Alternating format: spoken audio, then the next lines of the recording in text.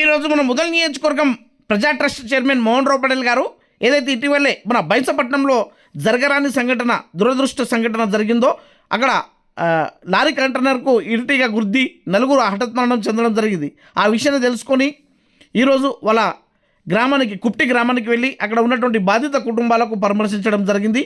జరిగినటువంటి విషయాన్ని అక్కడ తెలుసుకోవడం జరిగింది. అంతేకాకుండా వాళ్ళ కుటుంబీకులకు ప్రగాఢ సానుభూతి తెలిపి భరోసా కల్పించి వాళ్ళకు ఓదార్చడం జరిగింది. అంతేకాకుండా ఇక్కడ చూస్తున్నది ఈ పెద్ద మనిషి ఇతనితో పాటు ఇంకో ఉప సర్పంచ్ అక్కడ మృత్యుంజయుడిగా నిలవడం జరిగింది. అందుకే ఎలా జరిగిందో అనే విషయం కూడా అక్కడ అడిగి తెలుసుకోవడం జరిగింది.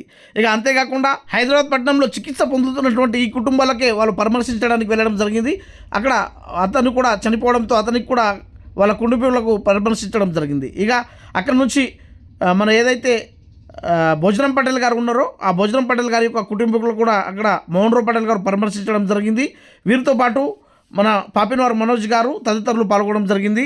అదేవిధంగా కుబీర్ గ్రామంలో ఉన్నటువంటి వికాస్ డ్రైవర్ గారు, అతను కూడా ఆ ప్రమాదంలో మరణించడంతో వాళ్ళ కుటుంబీకులు అక్కడ పరామర్శించడం జరిగింది. కుబీర్ సర్పంచ్, మాజీ సర్పంచ్ తదితరులు పాల్గొనడం జరిగింది.